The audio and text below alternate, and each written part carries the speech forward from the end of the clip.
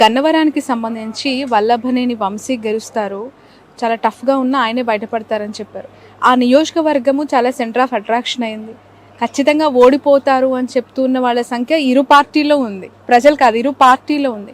అలాంటి చోట ఏ ధైర్యంతో ఏ ధీమాతో మస్తాన్ వంశీ గారే గెలుస్తారు అని చెప్పారు? మేడం ఒకటి మేడం, మా ధైర్యం, మా డేటా, మా విశ్వాసం, మా మెకానిజం పట్ల మాకు విశ్వాసం ఉన్న నాళ్ళు, మా డేటానే మా ధైర్యం అయిన నాళ్ళు మాకు ఇబ్బంది ఏముండదు. ఇప్పుడు వంశీ గారు అక్కడ స్థానికంగా ఎలక్షన్ చాలా బాగా చేసుకున్నాడు.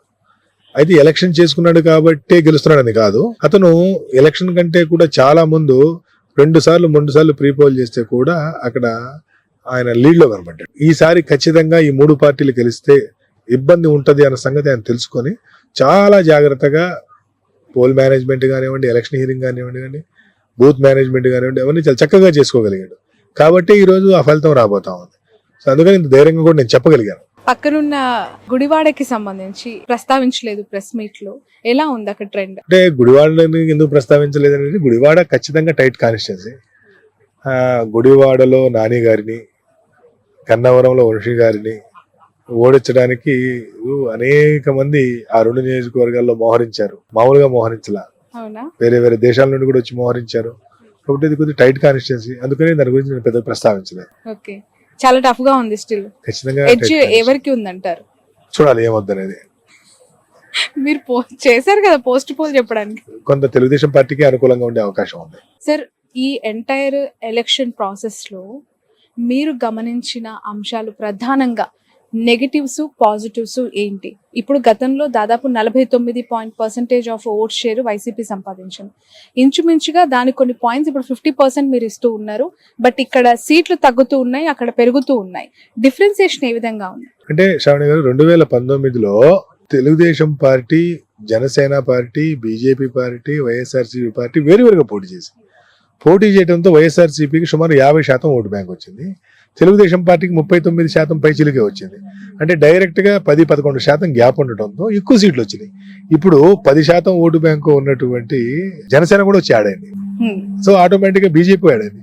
వీళ్ళందరూ యాడ్ అయినప్పుడు సరే కొంత డిసడ్వాంటేజ్, వీళ్ళంతా యాడ్ అయ్యి 47% అయింది. కాబట్టి 49కి 47% అని పోటీ ఉన్నప్పుడు అనేక నియోజకవర్గాల్లో కూటమి గెలుస్తుంది. కాబట్టి 2019తో మనం కంపేర్ చేయలేము. ఎందుకు కంపేర్ చేయాలంటే 2019లో అది మల్టీ కార్నర్ కంటెస్ట్ జరిగింది. ఇప్పుడు 1-1 కంటెస్ట్ కదా, 3 పార్టీలు ఒక కూటమైంది, ఇది ఒక కూటమైంది. కాబట్టి ఖచ్చితంగా 2019తో పర్సంటేజ్ ఆఫ్ ఓట్స్ ని మీరు కంపేర్ చేయొచ్చు, కానీ నంబర్ ఆఫ్ సీట్స్ ని మీరు కంపేర్ చేయలేరు.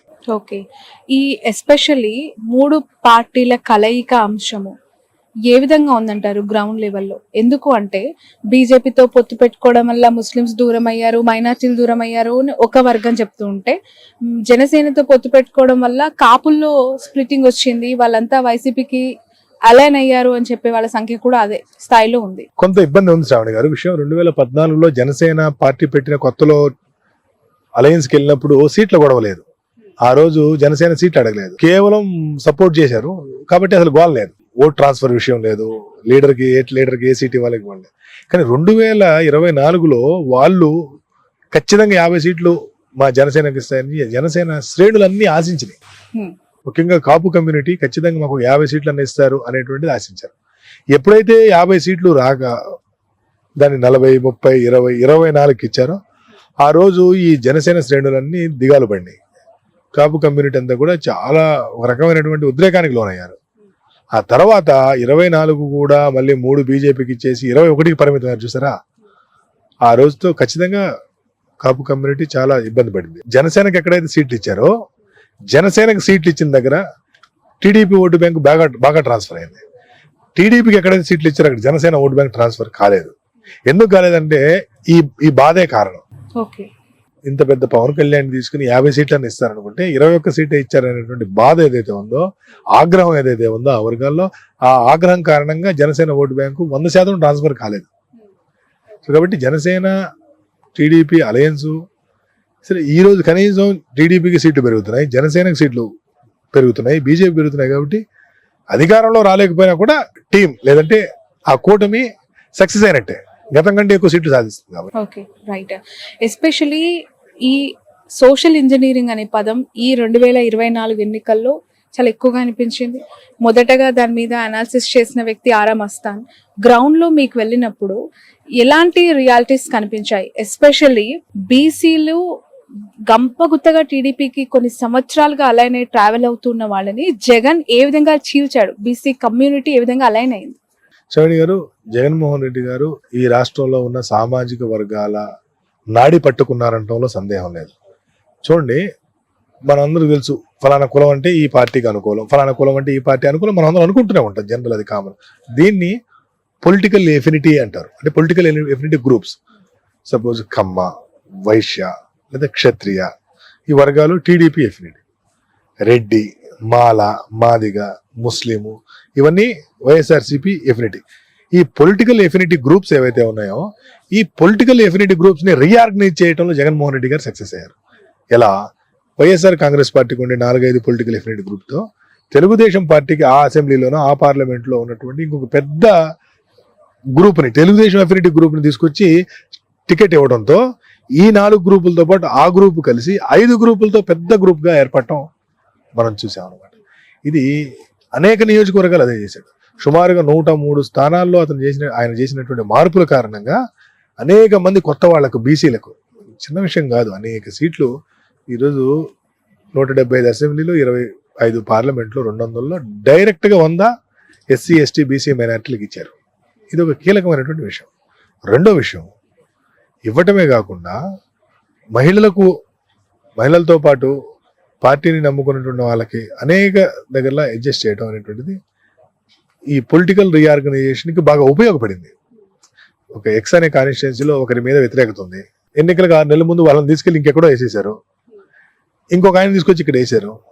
ఆ ఎక్స్ అనేటువంటి వ్యక్తి ఎవరైతే ఉంటారో వారి మీద ఉన్నటువంటి ఆ వ్యతిరేకత, ఆ కోపం అంతా కూడా తగ్గిపోయింది ఆటోమేటిక్ గా. అక్కడ తగ్గుతుంది. కానీ మార్చబడిన, ఇప్పుడు సపోజ్ విడుదల రజనీ గారు ఈ రోజు ట్రయల్ లో ఉన్నారు, చాలా టఫ్ సిచ్యువేషన్ ఉంది అని మీరు చెప్పారు, ఓడిపోవచ్చు అని కూడా అభిప్రాయపడుతున్నారు చాలా సర్వే సంస్థలు.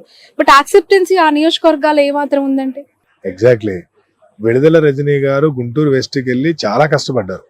100 రోజుల పాటు బాగా తిరిగి బాగా యాక్షన్. విడుదల రజనీ గారు కాకుండా ఇంకెవరైనా సరే, విడుదల రజనీ గారు కాకుండా ఇంకెవరైనా సరే అక్కడ ఆ మాత్రం పెర్ఫార్మెన్స్ ఇచ్చేటువంటి పరిస్థితి లేదు. అది హార్డ్ కోర్ తెలుగుదేశం కాన్స్టిట్యున్సీ.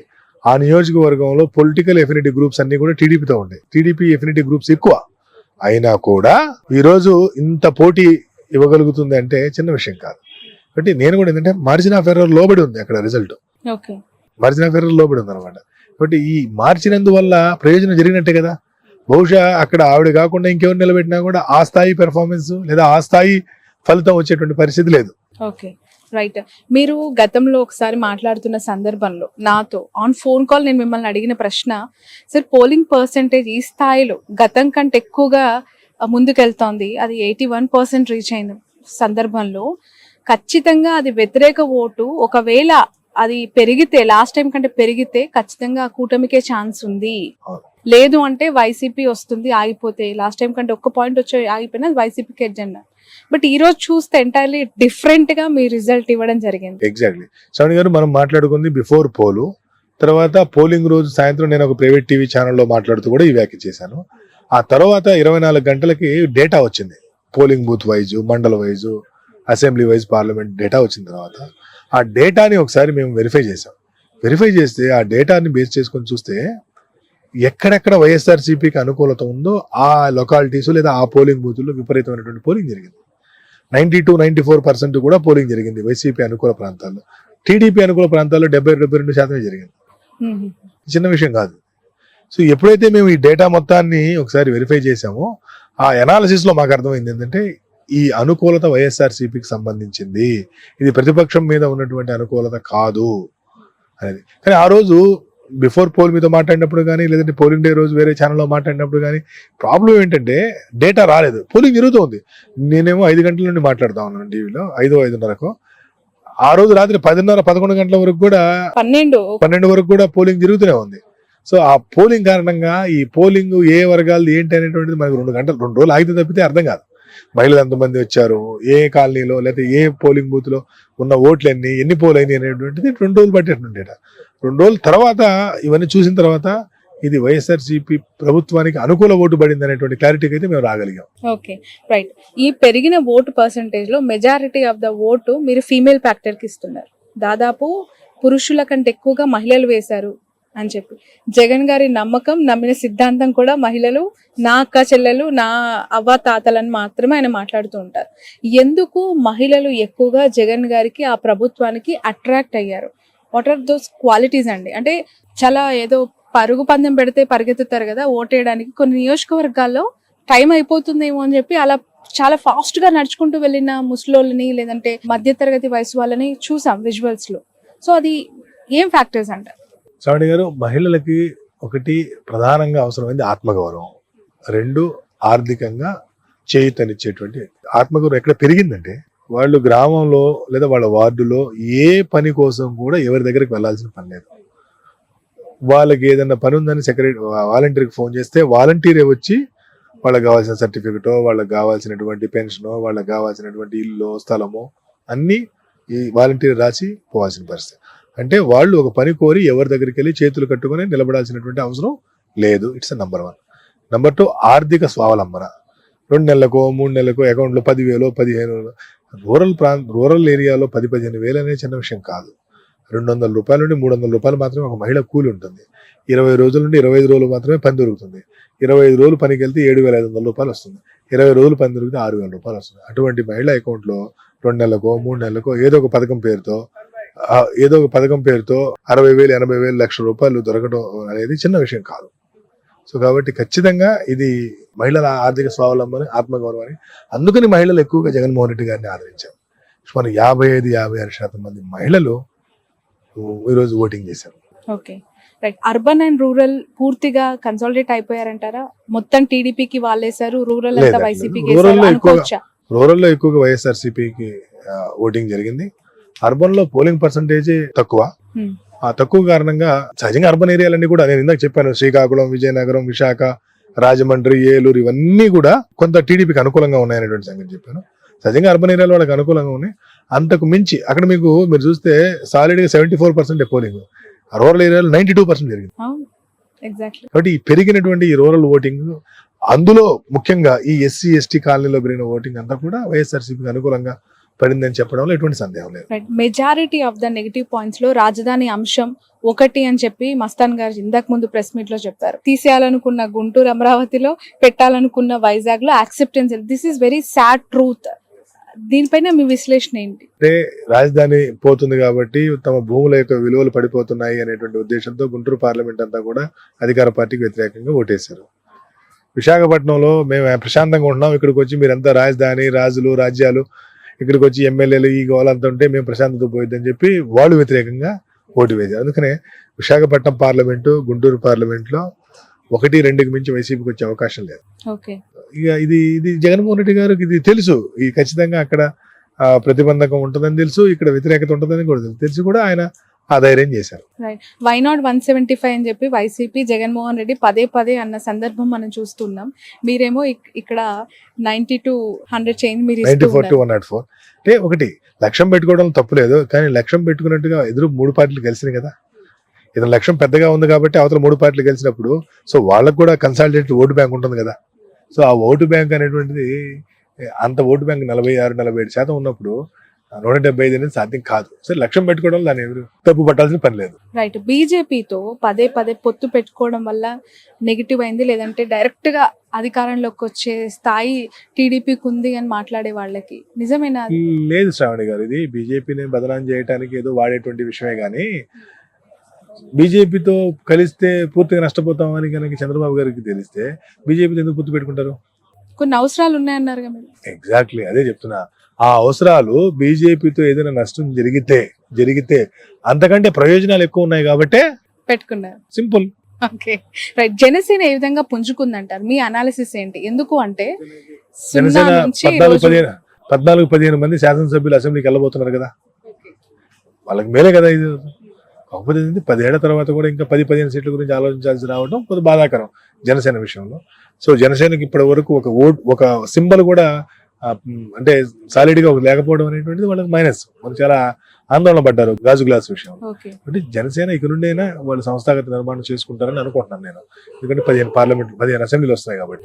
ఇక్కడ ఒక క్వశ్చన్ నేను మిమ్మల్ని అడగాలి. జనసేన పార్టీ కాపు సామాజిక వర్గం ఫ్యాక్టర్ లో ఓన్లీ వాళ్ళే పవన్ కళ్యాణ్ కి అట్రాక్ట్ అవుతున్నారా, యూత్ అట్రాక్ట్ అవుతున్నారా, లేదు మిగతా సామాజిక వర్గాలను కూడా అట్రాక్ట్ చేసేలాగా పవన్ కళ్యాణ్ కి గ్రౌండ్ లో ఉందా? అంటే ఒకటండి, పవన్ కళ్యాణ్ ప్రధానమైనటువంటి ఓటు బ్యాంకు కాపు ఓటు బ్యాంకు, తర్వాత యూత్. సరే, ఆ యూత్ లో ఏ వయసు వాళ్ళు ఓటు హక్కు ఉన్నవాళ్ళ లేరా అంటే అది ఒక పెద్ద చర్చ. కానీ పవన్ కళ్యాణ్ గారిని ఎక్కువ మంది లైక్ చేస్తుంది మాత్రం రాజకీయంగా కాపు కమ్యూనిటీ. సినిమా పరంగా అందరూ లైక్ చేస్తారు, irrespective of the caste release, అందరూ అన్నింటిలో ఆయన అభిమానులు ఉంటారు. కానీ బట్ ఖచ్చితంగా ఈ ఎన్నికల తర్వాత ఆయన సంస్థాగత నిర్మాణం కొంత చేసుకుంటారని మాత్రం నేను ఆశిస్తున్నాను. చాలా సర్వే సంస్థలు కూటమికి అనుకూలంగా ఇచ్చాయి. ఆరా మస్తాన్ గారు వైసీపీ అధికారంలోకి వచ్చే అవకాశం ఉందని ఇచ్చాయి. అంటే చాలా ఏం కాదు, అనేక సంస్థలు వైసీపీ కూడా వచ్చాయి. బట్ నేను firmly definitely YCP will form the government అని నేను నా సర్వే ద్వారా అదే నిరూపితమైంది, అదే ఇస్తున్నాను. నమ్మొచ్చా వైసీపీ దీన్ని బ్లైండ్ గా నమ్మొచ్చు, ఖచ్చితంగా నమ్మొచ్చు. తప్పదు, ఎట్టి పరిస్థితుల్లో అవకాశం లేదు తప్పడానికి. తప్పితే ఎట్టి పరిస్థితులు తప్పిన తర్వాత అసలు మీరు వెళ్ళి ఇంటర్వ్యూ కూడా అడగరా? అడుగుతాను, ఎలా తప్పింది అని అడగొచ్చేమో, మీ లెక్కలు ఎలా తప్పాయని అడగొచ్చేమో. ఇప్పటికి తప్పదు, ఈసారి మళ్ళీ మీ సర్వే మరొకసారి నిజమైంది అని చెప్పి ఇంకొక ఇంటర్వ్యూలో తప్పనిసరి కలుద్దాం. అప్పుడు అనేక విషయాల పట్ల డిస్కస్ చేద్దాం. బిఫోర్ క్లోజింగ్ ఎందుకు బీఆర్ఎస్ మీద అంత కక్షపూరితమైన 0% కి పడేశారు? కక్ష కాదు అది, వాళ్ళకి వస్తున్నటువంటి ఓట్లు కూడా సున్నానే. అనేక నియోజకవర్గాల్లో వాళ్ళకి డిపాజిట్ రావట్లా, అనేక నియోజకవర్గాల్లో వాళ్ళు అనేక కాదు ఎక్కువ నియోజకవర్గాల్లో మూడొస్తాం. కాంగ్రెస్ బీజేపీ పరిస్థితి తెలంగాణలో ఏ విధంగా మీరు అనలైజ్ చేస్తారు? బీజేపీకి ఎక్కువ సీట్లు వచ్చే అవకాశం ఉంది కదా. ఓకే, అంటే అక్కడ కాంగ్రెస్ అధికారంలో ఉంది రాష్ట్రంలో. మీరు గతంలో కాంగ్రెస్ పార్టీకి భారతదేశంలో ఎక్కువ సీట్లు వస్తున్నటువంటి రాష్ట్రాల్లో తెలంగాణ ఒకటి, ఎంపీ. కాబట్టి ఖచ్చితంగా తెలంగాణ నాయకత్వాన్ని అభినందించాల్సిందే. కర్ణాటకలో కూడా ఈ రోజు అంత గొప్ప పరిస్థితి లేదు. కాబట్టి ఖచ్చితంగా కాంగ్రెస్ పార్టీ పెర్ఫార్మెన్స్ చాలా గుడ్ పెర్ఫార్మెన్స్. మిమ్మల్ని ఒక క్వశ్చన్ తో క్లోజ్ చేస్తాను. జగన్ గారికి ఈ ఎంటైర్ సర్వే చేసిన తర్వాత ఒక సలహా ఇవ్వాలి అంటే ఏమి ఇస్తారు? కూటమికి బాబు గారికి ఒక సలహా ఇవ్వాలంటే ఒక సెఫాలజిస్ట్ గా ఆరా మస్తాన్ చూసిన రియాలిటీస్ ఉద్దేశించి ఏం చెప్పగలుగుతారు? జగన్మోహన్ రెడ్డి గారు పాటిస్తున్నటువంటి సోషల్ ఇంజనీరింగ్ పాటించమని చంద్రబాబు నాయుడు గారికి చెప్తాను. చంద్రబాబు నాయుడు గారు ఏదైతే డెవలప్మెంట్ మోడల్ చూపిస్తున్నారో దాన్ని ఫాలో కమ్మని జగన్మోహన్ రెడ్డి గారికి చెప్తాను. ఇక్కడ క్రాస్ అడ్వైజ్ ఇస్తున్నారు మీరు ఇద్దరు. ఓకే, వాళ్ళు ఇది చేస్తే ఈయన ఇది చేస్తే ఖచ్చితంగా సక్సెస్ అవుతారు. పోటాపోటీగా ఈ రాష్ట్ర ప్రయోజనాలు దెబ్బతినకుండా బాగుపడతాయి. ఓకే, కుప్పంలో ఓడగొడతామని వైసీపీ చెప్తోంది, మీరేమో గెలుస్తున్నారు అన్నారు. మంగళగిరిలో లోకేష్ కి, పిఠాపురంలో పవన్ కి, బాలయ్యకి రకరకాల వార్తలండి. మీరేమో క్లియర్ గా వాళ్ళందరూ గెలిచేస్తున్నారు. నిజంగా అంత క్లియర్ కట్ గా ఉందా మ్యాండేట్ అక్కడ? క్లియర్ గా గెలుస్తున్నారు. బాబు గారి గురించి అక్కడ పర్సెంటేజ్ ఏం లేదు, బాబు గారు కంఫర్టబుల్ 40,000+ మెజార్టీతో వారు గెలవబోతున్నారు. అక్కడ పవన్ కళ్యాణ్ గారు వారు కూడా 40,000కు పైబడిన మెజార్టీ, లోకేష్ గారు 20,000కు పైబడిన మెజార్టీతో గెలవబోతున్నారు. బాలయ్య గారు 20,000 ఉంటుంది, 18-20,000 ఉంటుంది. అంటే బాలయ్య గారి విషయంలో ఎస్పెషల్లీ బీసీ కమ్యూనిటీకి టికెట్ ఇవ్వటము, ఫీమేల్ ఫ్యాక్టర్ ఇవన్నీ ఉన్నాయి కదా. అంటే ఎంత ఉన్నా కూడా అక్కడ మొదటి నుండి తెలుగుదేశం పార్టీకి స్ట్రాంగ్ హోల్డ్ ఉంది. అక్కడ ఉన్నటువంటి అందరూ కూడా ఎన్టీ రామారావు గారిని విపరీతంగా అభిమానిస్తారు, ఆరాధిస్తారు. సో కాబట్టి వాళ్ళు ఖచ్చితంగా అక్కడ తెలుగుదేశం పార్టీకి పెంచుకోండి. ఇప్పటి వరకు 83 నుండి ఓడిపోయినటువంటి సీటు హిందూపూర్. అవును, రైట్. ఇక్కడ వంగా గీత గారు చాలా టఫ్ ఫైట్ ఇచ్చారు, డిప్యూటీ సీఎం చేస్తానన్నారు. అవి ఏమీ కన్సిడరబుల్ కాలేదా గ్రౌండ్ లో? ఇప్పుడు కమ్యూనిటీ సుమారు 1,00,000 ఓట్లు ఉన్నటువంటి కాపు కమ్యూనిటీ ఈసారి పవన్ కళ్యాణ్ గారు ఓడిపోతే కమ్యూనిటీ పరువు పోతుంది అనేటువంటి ఒక ధోరణిలోకి వెళ్ళిపోయారు. కాబట్టి ఈ రోజు చాలా తేలికగా ఆయన గెలవబోతున్నారు. Okay, right. Thank you so much Aara Mastan garu, మీ వాల్యుబుల్ టైం ని మాకు అందించినందుకు. ఫైనల్లీ ఈ సర్వే గురించి ఏదైనా మెసేజ్ ఇవ్వాలనుకుంటున్నారా మీ సంస్థ తరపున? ఖచ్చితంగా జూన్ 4వ తేదీ మా ఫలితాలే నిజంగా అవుతా ఉన్నాయి. జూన్ 5వ తేదీ తిరిగి మీ అందరి ముందుకు ఈ విషయంతో మళ్ళీ వస్తాను. ధన్యవాదాలు. Thank you so much.